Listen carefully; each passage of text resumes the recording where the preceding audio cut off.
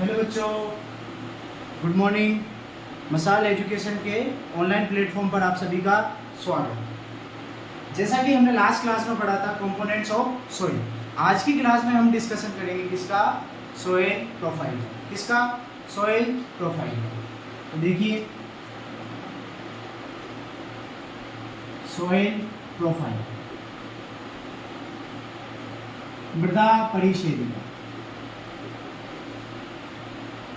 मृदा परिशेदिका, क्लियर?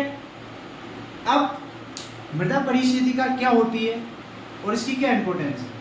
तो मृदा परिशेदिका के थ्रू ही किसका निर्माण होता है? सोइल का। किसका निर्माण होता है? सोइल का। अब बात करते हैं कि मृदा परिशेदिका जो है वो किससे मिलकर बनी होती है? सहज स्तरों से। किससे मिलकर बनी होती है? सहज स्तरों से। तो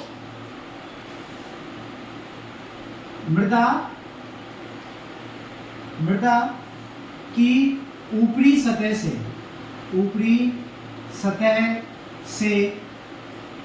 पेत्रक पदार्थों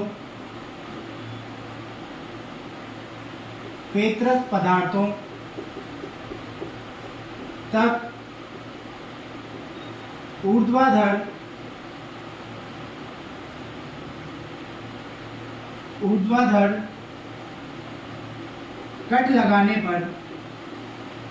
ऊर्ध्वाधर कट लगाने पर जो परतें दिखाई देती हैं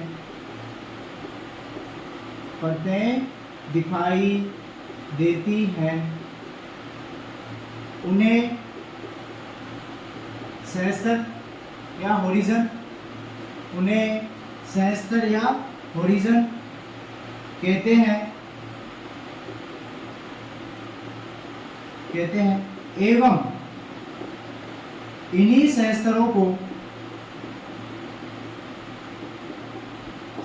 को सम्मिलित रूप से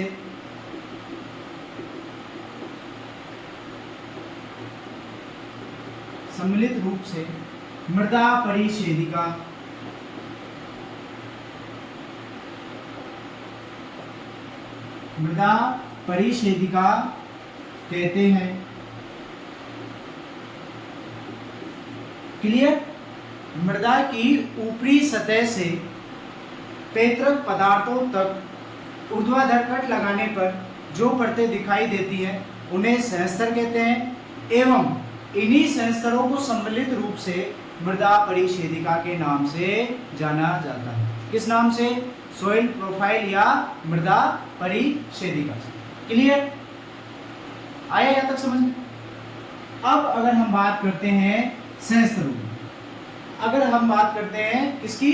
सहस्तरों की, तो ऊर्ध्वाधर कट लगाने पर मृदा की ऊपरी सतह से पेत्रक पदार्थों तक ऊर्ध्वाधर कट लगाने पर जो परतें दिखाई दे रही थी वो सारी की सारी क्या है? सहस्तर। आपने देखा होगा जब कोई मकान बनता है तो उसके लिए नींव खोदी जाती है, फाउंडेशन के लिए। तो जब हम नींव खोदते हैं तो आपको उसमें लेयर दिखाई देती है अलग अलग। आप जैसे नीचे की लेयर में देखोगे तो उसमें क्या पाया जाएगा? पत्थर। उससे ऊपर की लेयर में छोटे पत्थर, उससे ऊपर की लेयर में और छोटे पत्थर। इस प्रकार से आपने देखा होगा।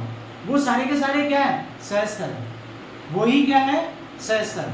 आई बात समझ में? यहां तक लिख लीजिए।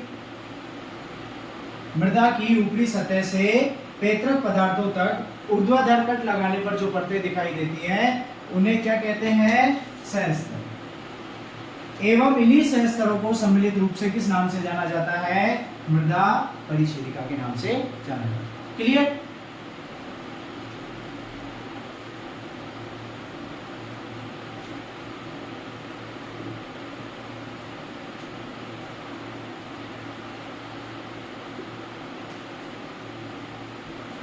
अब हम बात करते हैं मुख्य सहस्तरों की। किसकी? मुख्य सहस्तर। तो देखिए, मुख्य सहस्तर कौन कौन से हैं? मुख्य सहस्तर को इंग्लिश में क्या कहते हैं? मास्टर होरिज़ोन। तो मुख्य सहस्तर कौन से हैं? ओ, ए, ई, सी, बी और सी। O, A, E, B और C, इनको किस नाम से जाना जाता है? मास्टर होरिजन या मुख्य सहस्त्र के नाम से। अब अगर हम बात करते हैं सोलम या सत्य मृदा की, तो सोलम या सत्य मृदा A प्लस B सहस्त्र को क्या कहते हैं? सोलम या सत्य मृदा। क्यों कहते हैं? जब हम मृदा सॉइल प्रोफाइल पढ़ेंगे, मृदा परिशेदिका पढ़ेंगे, तो उसमें एक चीज देखेंगे कि O से लेकर A सहस्त्र, O से लेकर A सहस्त्र तक तो क्या कहते हैं? Surface soil. क्या? Surface soil. और B सहस्त्र को क्या कहते हैं? Sub surface soil. Sub surface soil. Clear? क्या कहते हैं? Sub surface soil. और सरफेस सॉइल और सब सरफेस सॉइल ही क्या कहलाती है? क्या कहलाती है? सत्य या सोलम। सत्य मृदा या सोलम। क्लियर? सत्य मृदा या सोलम। आया यहाँ तक समझ में? देखिए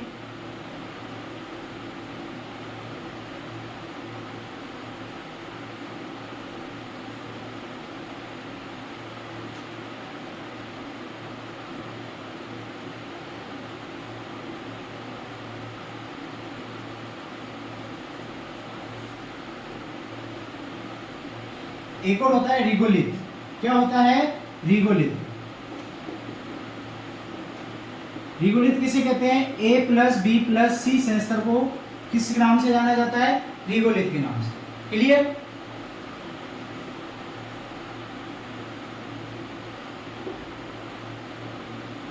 अब देखिए सॉइल प्रोफाइल।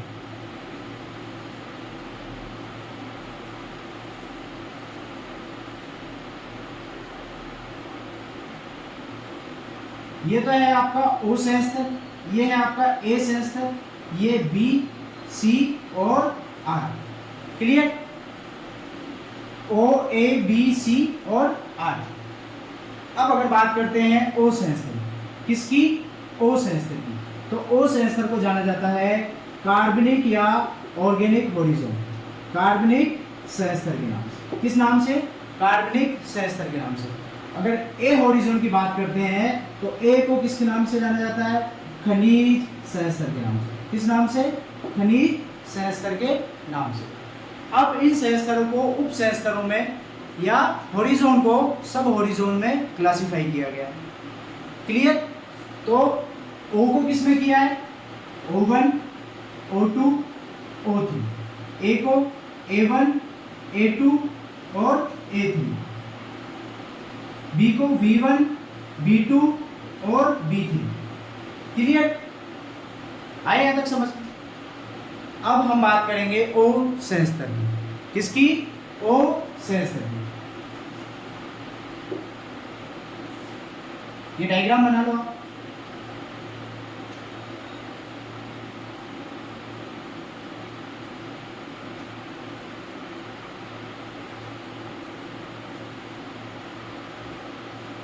O सहस्त्र।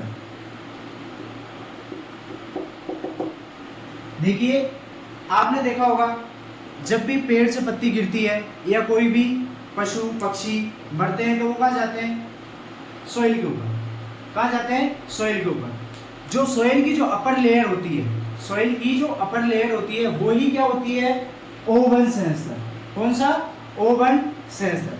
अब इन सभी के डिकम्पोजिशन के लिए, इनके अपघटन के लिए इनके ऊपर एक और लेयर होना जरूरी है। आई बात समझ? इनके ऊपर एक लेयर होना और जरूरी है। तो वो लेयर कौन सी है? O1। अब क्या होगा? O1 में जो था वो क्या हो जाएगा? इसके ऊपर एक और लेयर आ जाएगी और O1 किस में कन्वर्ट हो जाएगा? O2 के अंदर। किसके अंदर? O2 के अंदर। और O1 जो लेयर है वो कहाँ रहेगी? ऊपर। आई बात समझ? जैसे पेड़ से एक पत्ती गिरी, अब उस पत्ती के ऊपर एक और पत्ती आ जाएगी तो वो किस में आ जाएगी? O1 में। और जो पहले वाली जो पत्ती थी, पहले वाली जो लीफ थी वो कहाँ चली जाएगी? O2 सहस्त्र के, उप सहस्त्र। क्लियर? तो लिखिए इस सहस्त्र को कार्बनिक सहस्त्र के नाम से जाना जाता है। के नाम से जाना जाता है।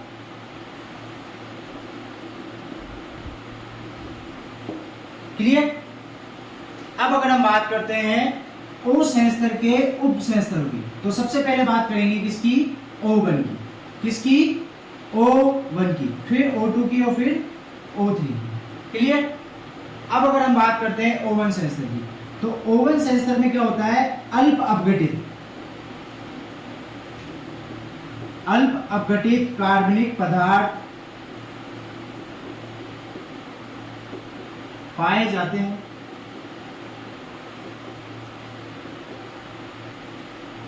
O1 उप संस्तर में अल्प अपघटित कार्बनिक पदार्थ पाए जाते हैं। क्लियर।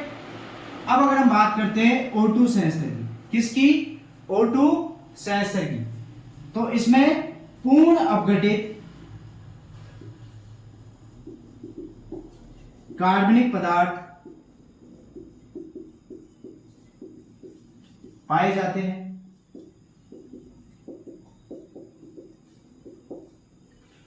O2 उप संस्तर में क्या पाए जाते हैं, पूर्ण अपघटित कार्बनिक पदार्थ पाए जाते हैं। अब अगर हम बात करते हैं O3 संस्तर की, तो O3 संस्तर यह उप संस्तर O एवं A संस्तर को जोड़ने का कार्य करता है।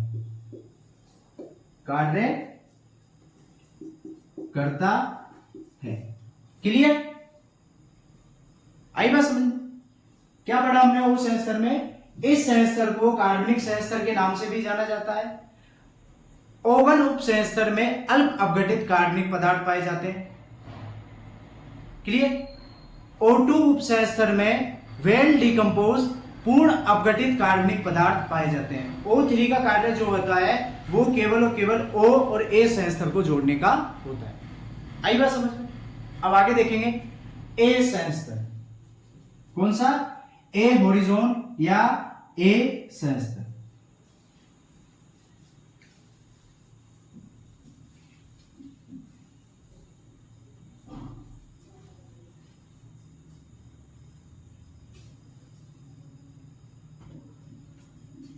A संस्तर,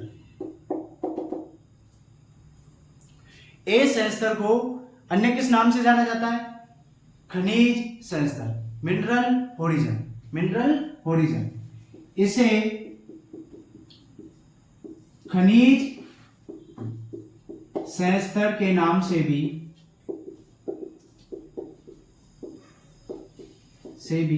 जाना जाता है। क्लियर। अब उसके बाद में अगर बात करते हैं A1, A2 और A3,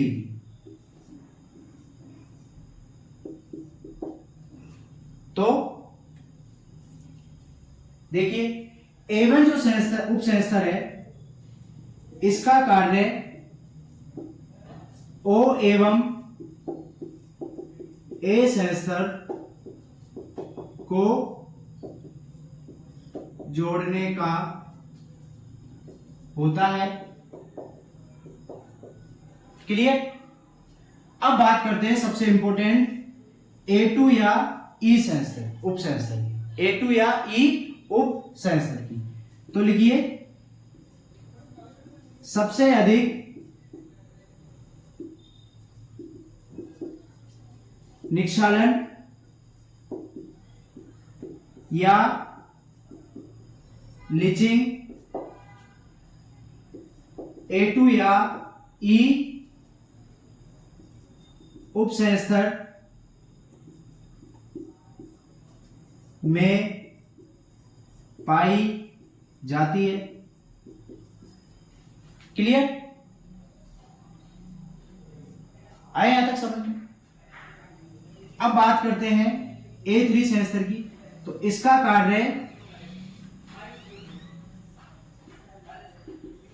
कार्य A एवं B संस्तर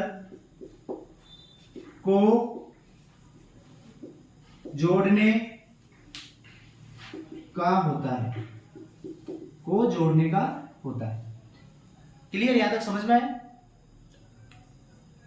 ए सहस्त्र के बारे में थोड़ी सी और नॉलेज देखिए, यहां तक लिख लिया आपने?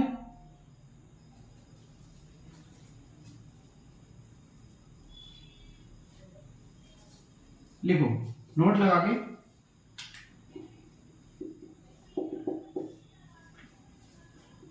ए सहस्त्र को वॉश आउट सहस्त्र भी कहते हैं,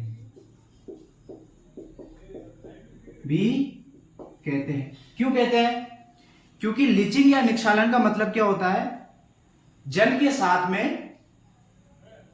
साथ में आपके जितने भी सॉल्ट्स हैं, मिनरल सॉल्ट्स और आपके पोषक तत्व, आपके जितने भी लवण हैं, वो जल के साथ में घुलकर कहां चले जाते हैं? निचले सहस्त्रों में चले जाते हैं। ये सारी की सारी प्रोसेस क्या कहलाती है? लीचिंग या निक्षालन। क्या कहलाती है? लीचिंग या निक्षालन।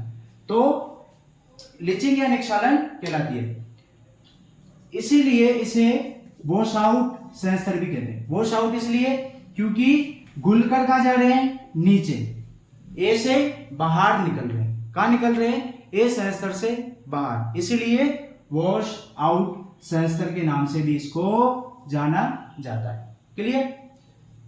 अब बात करते हैं, यहां तक आप नोट कर लो।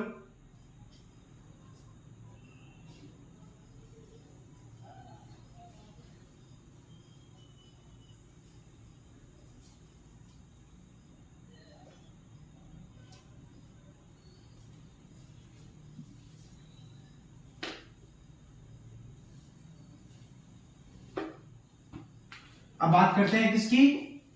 बी सहस्त्र की। बी सहस्त्र की। तो बी सहस्त्र में भी सबसे पहले किसकी बात करेंगे? B2 की। किसकी? B2 की। तो लिखिए B2 के अंदर B1 का वही कार्य है जो A1 का था, और B2 का वही कार्य है जो किसका था? A1 का। B1 का कार्य है A और B को जोड़े रखने का, A और B को जोड़े रखने का। क्लियर? अब B2 की बात करते हैं, तो इसे निक्षेपण सहस्त्र भी कहते हैं, एवं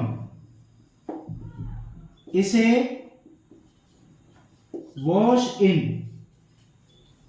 हॉरिजन सहस्त्र के नाम से भी जाना जाता है। क्लियर? अब इसे वॉशिंग क्यों कह रहे हैं?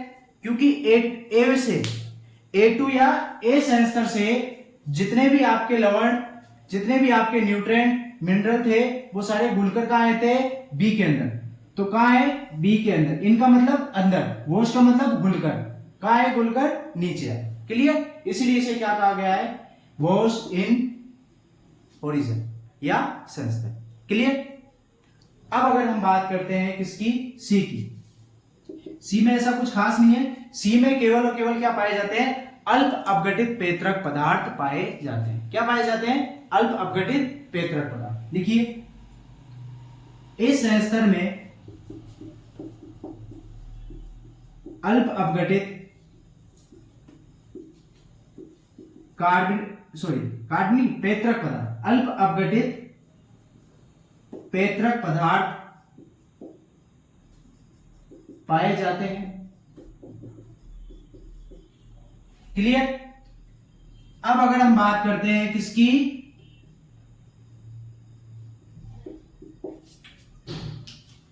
आर सहस्त्र की, तो इस सहस्त्र में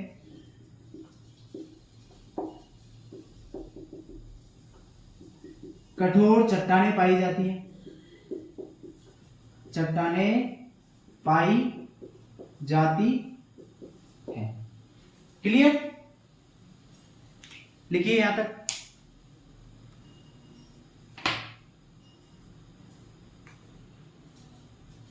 लिख लिया? ठीक।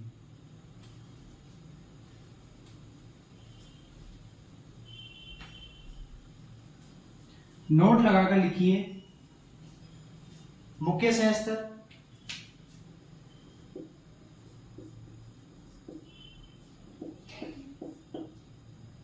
मुख्य सह स्तर, मास्टर हॉरिजॉन्टल। तो मुख्य सह स्तर किसे कहते हैं? ओ, ए, ई, बी और सी, इनको किस नाम से जाना जाता है? मुख्य सह स्तर के नाम से जाना जाता है। अब अगर हम बात करते हैं सत्य या सोलम की, सोलम या सत्य मृदा, तो A प्लस बी हॉरिजन को किस नाम से जाना जाता है? सत्य या ट्रू सॉइल या सोलम के नाम से। फिर लिखिए रिगोलित, तो regolith A plus B plus C, A B C, इन तीनों को किस नाम से जाना जाता है? रिगोलित के नाम से जाना जाता है। यहां तक आया समझ? एक बार सारी की सारी जो क्लास है उसका रिवाइज कर लेते हैं फटाफट से। तो सबसे पहले हमने देखा था मृदा परिच्छेदिका, सॉइल प्रोफाइल, मृदा परिच्छेदिका या सॉइल प्रोफाइल। तो मृदा की जो ऊपरी सतह है, मृदा की जो अपर लेयर है, वहां से लेकर पेरेंट मटेरियल, आपके जितने भी पैतृक पदार्थ है, पैतृक पदार्थ कहां पाए जाते हैं? आर ओरिजिन में, मतलब ओ से लेकर आर तक लंबवत कट लगाने पर, ऊर्ध्वाधर लंबवत कट लगाने पर जो परतें दिखाई देती है उन्हें क्या कहते हैं? सहस्तर। और इन्हीं सहस्तरों को सम्मिलित रूप से क्या कहते हैं? मृदा परिच्छेदिका या सॉइल प्रोफाइल। क्लियर? आई बात समझ? अब बात करते हैं मास्टर हॉरिजन की या मुख्य सहस्तर की। तो मुख्य सहस्तर होते हैं आपके ओ, ए, ई, बी, सी। सत्य या सोलम की बात करते हैं तो ए प्लस बी को सत्य या सोलम के नाम से जाना जाता है। रिगोलित की बात करते हैं तो ए, बी और सी, इन तीनों को किसके नाम से जाना जाता है? रिगोलित के नाम से जाना जाता है। क्लियर? अब मैंने आपको बताया था कि ओ हॉरिजन जो है उसे कार्बनिक सहस्तर भी कहते हैं। ओ हॉरिजन को कार्बनिक सहस्तर भी कहते हैं, जिसके 3 उप सहस्तर है। कितने? 3 सब हॉरिजन, O1, O2 और O3। O1 में क्या होता है? अल्प अपघटित कार्बनिक पदार्थ पाए जाते हैं। O2 के अंदर पूर्ण अपघटित कार्बनिक पदार्थ पाए जाते हैं। O3 का काम क्या है? O और A को जोड़े रखने का। क्लियर? अब बात करते हैं ए सहस्तर की, जिसको किसके नाम से जाना जाता है? खनिज सहस्तर के नाम से भी। तो खनिज सहस्तर में 3 उप सहस्तर होते हैं। A1 का काम है O और B को, O और A को जोड़ने का। क्लियर? और A2 या E सहस्तर में क्या, उप सहस्तर में क्या पाई जाती है? लीचिंग, निक्षालन। क्या पाई जाती है? लीचिंग या निक्षालन। लीचिंग या निक्षालन का मतलब होता है घुलनशील लवण, पोषक पदार्थ और आपके मिनरल जितने भी हैं उन सबका जल के साथ घुलकर निचले सहस्त्रों में जाना क्या कहलाता है? लीचिंग। इसीलिए इसे वॉश आउट भी कहते हैं। क्लियर? और B2 को क्या कहते हैं? वॉश इन, क्योंकि जितने भी घुलनशील लवण थे जो ऊपर से नीचे आए थे वो कहां इकट्ठे हो गए? B2 के अंदर या B हॉरिजन के अंदर। क्लियर? C के अंदर क्या पाया जाता है? अल्प अपघटित पैतृक पदार्थ पाए जाते हैं। और R के अंदर कठोर चट्टानें मिलती है, जिनसे किसका निर्माण होता है? सॉइल का। किसके थ्रू? वेदरिंग के थ्रू। आया समझ में? इसके बाद में हम नेक्स्ट क्लास में पढ़ेंगे, सॉइल प्रोफाइल कंप्लीट होगी आपकी। इसके बाद में हम नेक्स्ट क्लास में पढ़ेंगे चट्टानें। क्या पढ़ेंगे? चट्टानें। क्लियर? धन्यवाद आपका मसाल एजुकेशन के ऑनलाइन प्लेटफॉर्म पर जुड़े रहिए। और आपको अगर कोई भी डाउट्स आते हैं क्लास से रिलेटेड तो आप कमेंट बॉक्स में कमेंट कीजिए, मैं आपकी रिप्लाई करूंगा। Thank you.